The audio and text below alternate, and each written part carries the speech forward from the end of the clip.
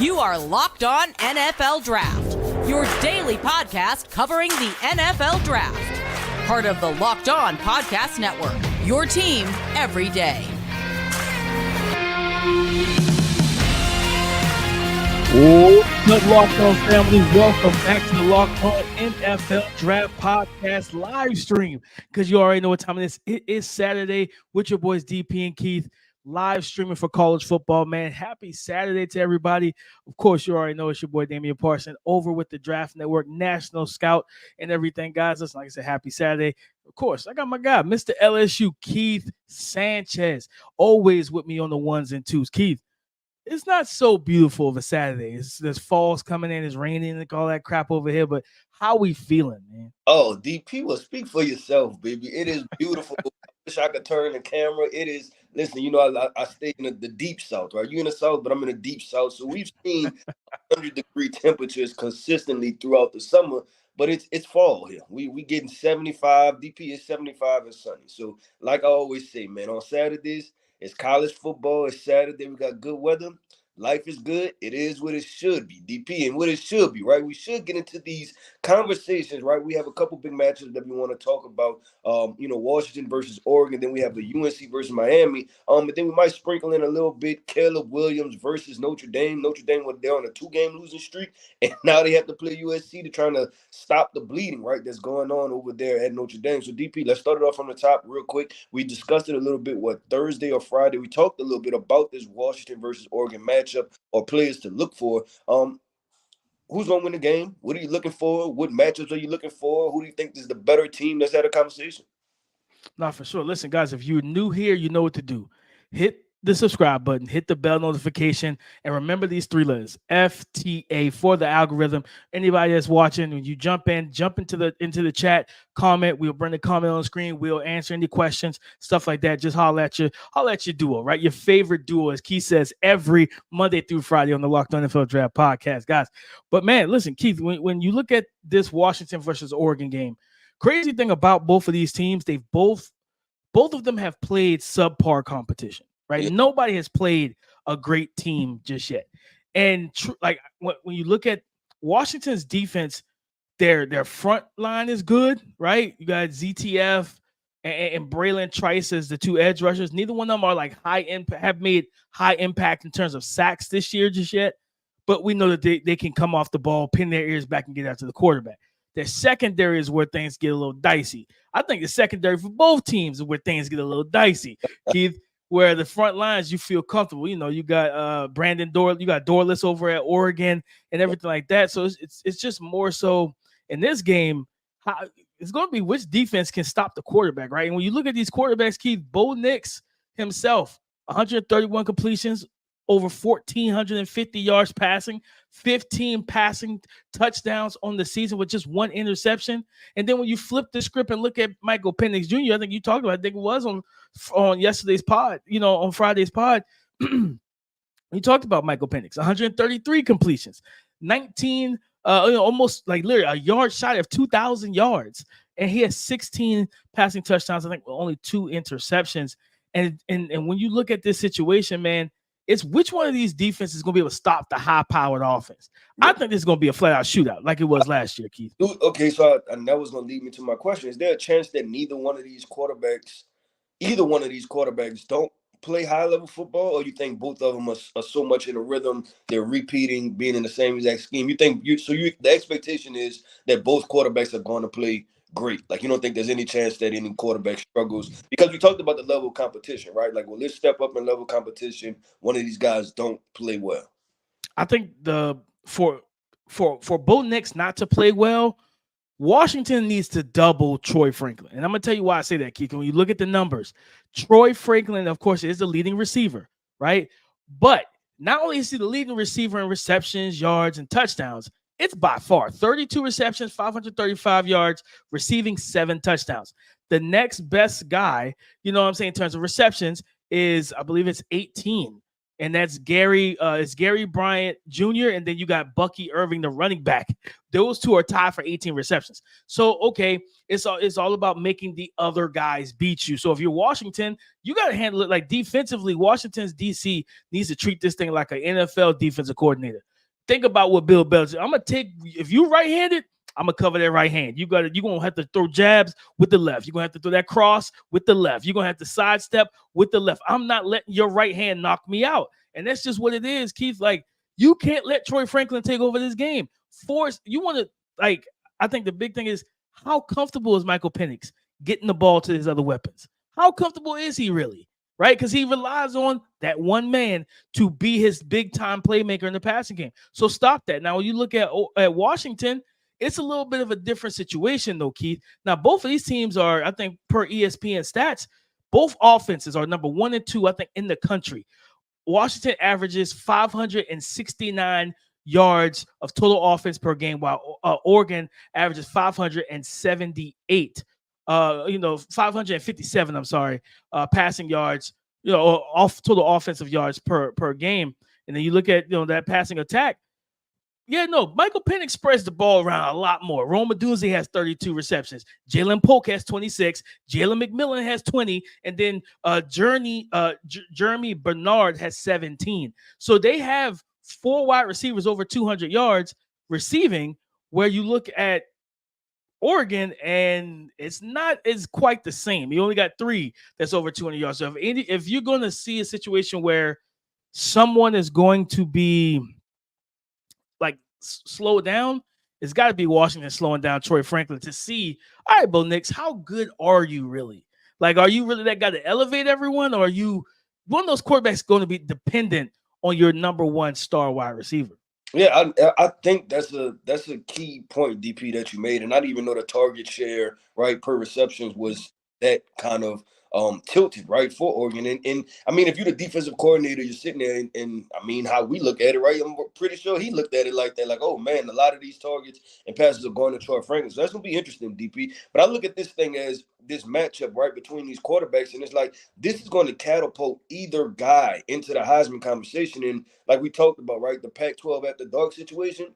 This ain't after dark, DP. This is 2:30, right? Everybody's gonna be tapped in. And so everybody's going to be able to see these guys, whether they play really great or really bad, right? So This is one of those games where, you can't have, and then also, I don't want to say the excuse, right? But, a lot of, West Coast-based teams like, hey, we don't get the love that we want from, the Heisman voters because our games are so late and nobody's watching. Well, everybody's watching with this matchup, and I think the Pac-12 was it the television network? They did a great job of putting this game at 2:30. I think it's 2:30 Central Time. So that way everybody can watch. But I'm smack dab in the middle of the afternoon. Yep, I'm excited to watch this duel, man. I'm excited for them to watch them compete. And obviously, they don't go against each other. But I will tell you this, that there's pressure when you see another quarterback consistently putting points up on the board. There's pressure for you to start putting points on the board, too. So I'm with you, DP. I'm expecting a shootout. I hope this thing goes 45-44 or something like that, man. We have a hell of a shootout. But I mean, last year was it 37-34? It was a shootout last year. Yep. And I'm hoping for the same thing, Keith. And I would say that, when it comes down to Washington's offense, they are very pass reliant, because when you look at their run game, like Oregon will run the ball. Bucky Irving, Bo Nix will tote the rock. They'll run the ball for Oregon. Dan Lanning, SEC coach, comes from Georgia. You think he's going to go to the Pac-12 and just throw it all the time? No, he's going to run the football.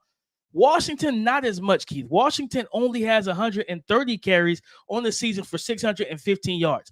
I want to put that into some context. Rome Odunze has 608 yards receiving, Keith. 608 yards receiving. Washington's rush offense has 615 total rush yards on the year. So your number 1 wide receiver almost has the exact same amount of yards receiving as your total offense rushing. So this is a team that's going to let you pin your ears back and get after Michael Penix. But his ability to throw the ball down the field, all 3 levels, man, he's got some incredible bucket throws down the field, far hash throws. This is going to be a good game. I don't. If you love defense, this might not be the one for you. But I think in terms of offensive draft prospects, when you look at Bucky Irving, who I said this in the summer, I think, and granted, he doesn't have the carries that Tajay Spears has, but his game reminds me a little bit of Tajay Spears. I felt like he could be this year's Tajay Spears, that running back that's explosive, that's twitchy, good contact balance, tough and physical, that can catch the ball in the backfield, do a lot of different things. Like I said, he's tied for second on the team in receptions for Oregon. I feel like Bucky Irving is one of those guys heading into the 2024 NFL draft where you look at it and you say, you know what? For those who don't value running backs, right? You want to say, I can get him 4th, 5th round possibly, right? Unless he goes to the combine and tears it up. But I think that he's one of those backs that if they continue to feed him, Keith, that you got an opportunity to see his draft stock go up. And this is a game, they got, 35 NFL scouts. I think 20 plus teams have sent scouts there. This is a game that not only will make your Heisman rank, your Heisman status for either quarterback, but it's going to help. It's going to impact how teams look at you for the draft. I agree 100% with DP, man. Speaking of the draft, right, we have a quarterback in Drake Maye who, there's starting to be rumblings, right, that he could potentially be drafted number 1 overall, a top 5, right? Well, top 5 a lock, but number 1 overall, and it'll be competition between him and Caleb Williams. But then guess what? He's going against a Miami team, DP, that I think has been one of the more well-rounded Miami teams, but they're also coming off an epic collapse, right? Like Yes. They should be undefeated, DP. And we talked about this on another show where we said that nobody's talking about Miami in the ACC, right? And they should have been undefeated. That game and that loss is going to hurt because they were undefeated, and they'll be walking into this game undefeated. Now, they play North Carolina, right? So what this matchup, what are some of the keys that you're looking for? Man, for North Carolina to protect Drake Maye, right? Give him time in the pocket. Give him time to survey, get through his reads, right? For Miami to win this game, Tyler Van Dyke up until last week has been playing pretty good football. Yeah. You want him to get back to pre-last week's level of play, and you have talent on this offense, right? When you got Xavier Restrepo and Henry Parrish at running back and everything like that. I'm telling like Tyler Van Dyke right now, over 1,300 yards, over 72% completion, 12 touchdowns to 4 interceptions. Crazy enough, he's only been sacked 3 times. The offensive line has done their job. These receivers with Jacoby George, Kobe Young and Xavier Restrepo, those guys are playing good football, Keith. But the defense is where, to me, that's where this thing really, when you talk about NFL draft prospects, that's where it's like, okay, I really like this defense and what they bring to the table. Of course, Leonard Taylor III, the interior defensive lineman, is the best defensive lineman on this team, really. And then you look in the secondary, James Williams, Cameron Kinchins, who, to me, has a very strong case for safety 1 over Kalen Bullock over at USC because he's just more versatile and can do more things to help your defense. But James Williams, Keith, I just watched this young man, 18 tackles, 2 PBUs, interception. I don't believe he's given up a touchdown in coverage, and he's a versatile piece as well, right? Well, he's, I think we all know he's around 6'4", 6'5", 230 pounds. He looks like a darn linebacker. He's bigger than the way he looks on tape. He looks bigger than most linebackers half the time, right? So you see him lined up at linebacker. You see him lined up in the nickel, at free, at strong. He's a rover. He'll roam and come down into the box and just do a lot of different things for this team. He is a pivotal piece because when Cam Kinchins being on the top as the high post safety for Drake Maye, you got to know where these guys are at all times today, yeah. Keith. You have to know where they are. And that's a key for me, DP. It's the star players for Miami defense, right? Can Leonard Taylor create pressure and change the game? Because and then with North Carolina, right? Obviously Drake Maye being able to pass the ball. That's more so what Leonard Taylor wants to do from the perspective of rushing the quarterback, right? Like he I don't want to call him finesse, right? Because that kind of coincides with Saul, but that's kind of more of his game, right? He rather rush the quarterback and try to get those sacks and those pressures and things like that versus just playing to run the entire night. Then you look at James Williams, Cam Kinchins. I like this duo, right? I like this duo, and when you see James Williams on film, DP, you talked about it, right? 6'4", 6'5", 220 pounds. The guy moves well, right? It's not like he's one of those big lumbering guys that can't move at all. He moves well, and I like how they play this kind of back and forth, whether who's close to the line of scrimmage, who's playing in the nickel, right? For both of these guys, and they're both going to make plays. And then you're talking about the middle of the defense. So now potentially we're going to have to force Drake Maye, DP, to throw the ball on the outside, right? And yeah, on the outside, North Carolina got a wide receiver back last week, right? And your guy, Tez Walker, I don't. yep, Devontae Walker. Yeah, he didn't have a big game last week, but your expectations is that this week he comes and he shows up, and I want to see how does that connection look, because I think Drake May is going to need a wide receiver that he can just flat out depend on to be able to put up points. Nah, Tez, he last week, his first game back after the crazy battle with the NCAA, 6 receptions, 43 yards, over 7 yards per catch, but the numbers weren't outstanding, right? But you look at the situation and you say, all right, man, getting him back on the outside, like you said, Keith, is going to be big for Drake Maye and for this offense, because he's a big play guy. And I'm going to tell you, of course, there's not much tape on him this year, but if you got time, guys, go check out the Georgia game last year, right? Because he put on a show versus Keely Ringo and that vaunted Georgia defense, whether it was route running, speed down the field, yak. They threw a quick smoke screen to him, a wide receiver screen. He took it to the house, and you just saw the speed and explosiveness he had at Kent State. And now that's what this offense really needs, because we talked about it Monday, Keith. It'll stock up Nate McCullum, the slot receiver. He can ball, and he's going to run routes, get open, be tough, do a lot of different things. But getting a guy like Tez Walker back on the outside, then that takes some pressure off of J.J. Jones as well. But Keith, I want to go to the defensive side of the ball for North Carolina real quick. And typically when we talk about draft process for North Carolina, it's always on the offense. But they have Cedric Gray, the linebacker, who I think is leading them in sacks right now. Very talented dude, can blitz, can rush off the edge a little bit, drop off in coverage. But the guy that I think everybody should put on the radar, he's 6'2", 265, Kamen Rucker. He's 17 tackles, 19 hurries. 3 is supposed to say sacks in there. I didn't take any interceptions out. 3 sacks on the season. He has been very, very good. And it started with that South Carolina game, right? When the whole North Carolina D line had a party in the backfield, getting after Spencer Rattler, because that O-line for the Gamecocks just was leaking like a bad pipe. I think that's the situation where you look at this young man in an edge class that's good, and teams are always looking. What's the phrase? You can never have too many corners, too many wide receivers. You could never have too many edge rushers, man. So you think about losing the guy, especially in the NFL, you lose your star. And if you don't have a viable backup, like you're screwed, right? Look at the Denver Broncos. So, you know what I'm saying? So you look at this situation, I think this is a big opportunity for him, because he has the frame, the size, the physicality to play at the point of attack, but also, in terms of the run game, also get after the passer, man. 19 pressures, 19. He's a consistent pressure generator. He generates pressure. Now let's convert some of those pressures to sacks, especially today, right? If it's a clean game, no crazy weather, none of that stuff. Let's close the deal on some of those, and let's build. You don't want to be stock up on Monday when the locked on NFL draft stock market opens. Kamen Rucker, I want to be able to talk about you as stock up, because you came out of this game with 2.5 sacks. But if you got somebody asked a question in the chat.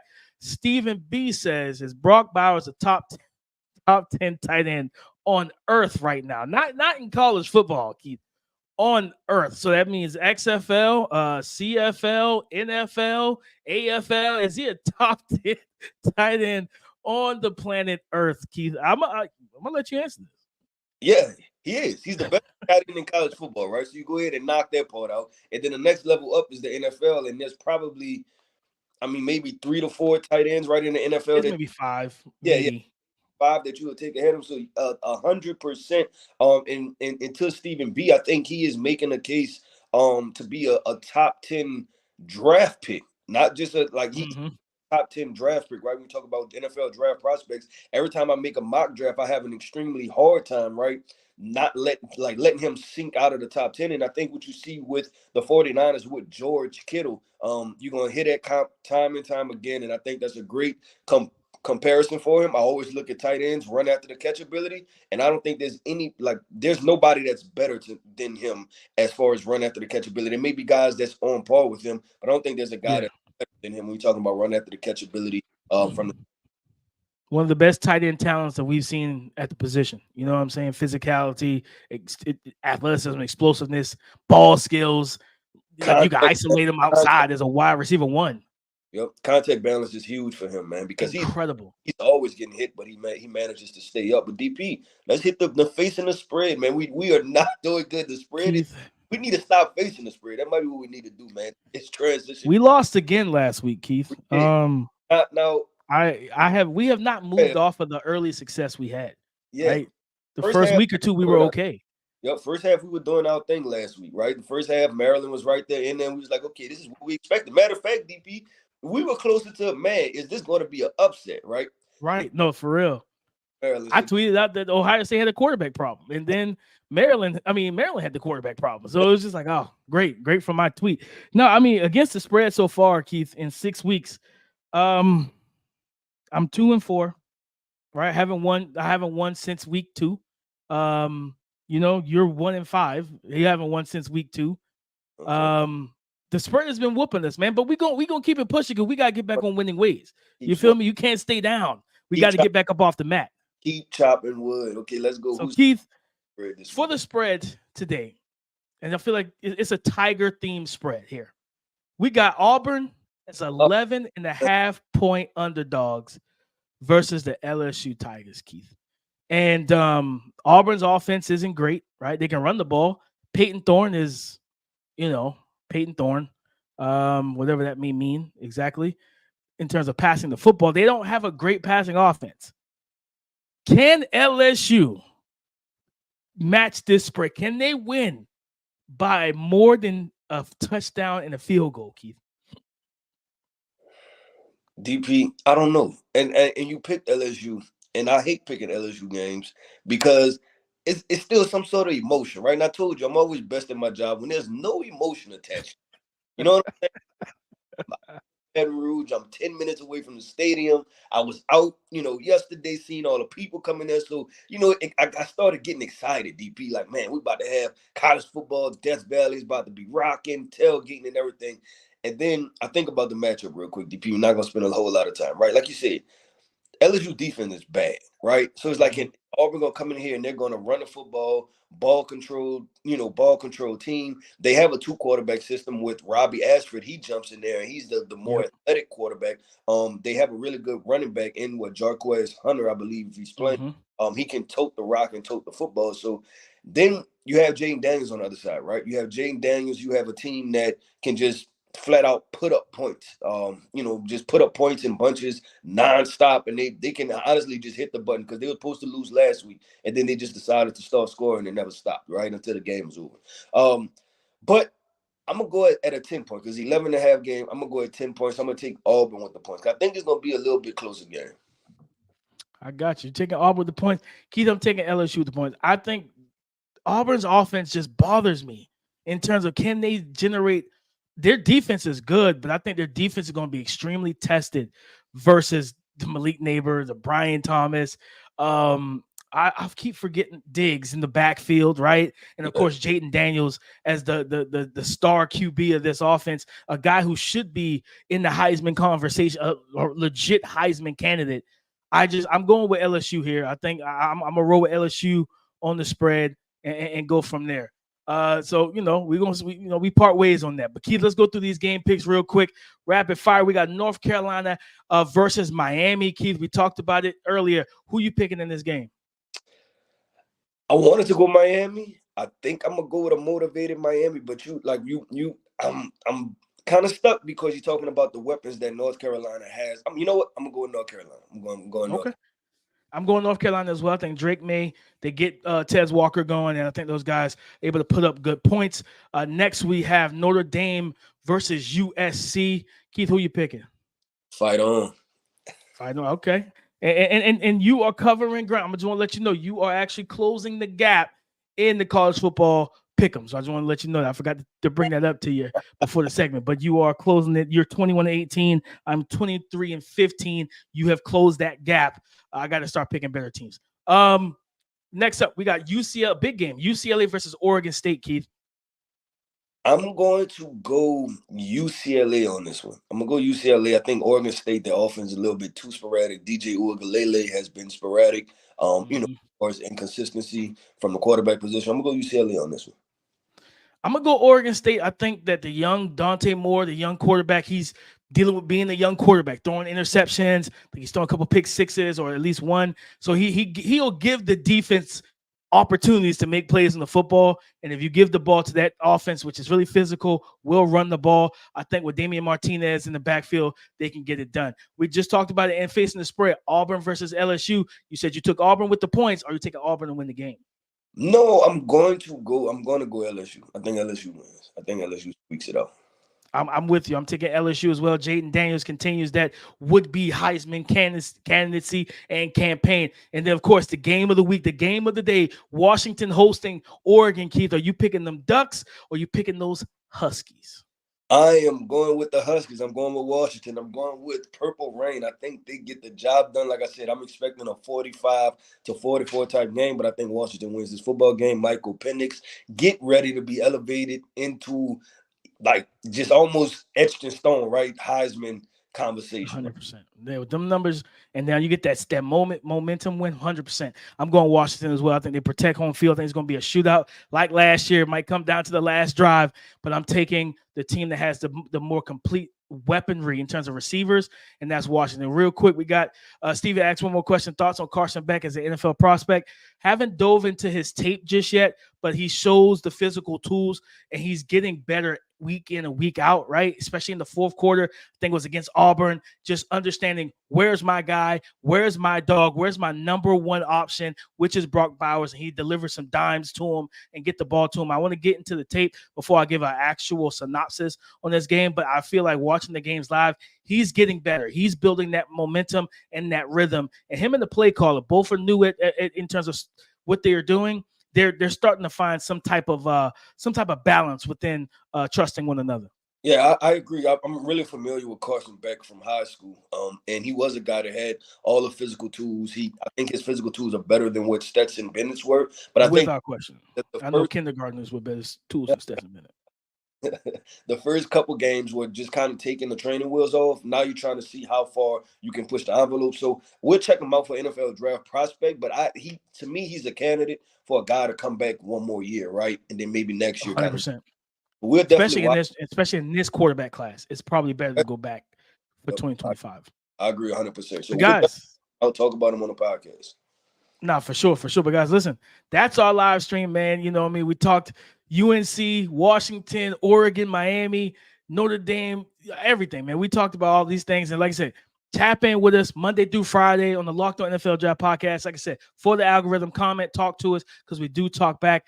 Subscribe, like, comment, hit the bell notification. Continue to tap in with us, guys, because we got so much more. We're going to have stock up, stock down on Monday, draft radar, who's getting paired to what team, so forth and so on. Then we got game balls to hand out as well. Coach K and Coach DP are back again. So, guys, listen, you know what to do. You know what time it is, man. It's your boy, me, Damian Parson. Find me on Twitter at DP_NFL. Keith Sanchez at The Talent Code. Listen, guys, talk to us because we talk back. Come and join the conversation again tomorrow on the Locked On Podcast Network. Guys, have a good Saturday.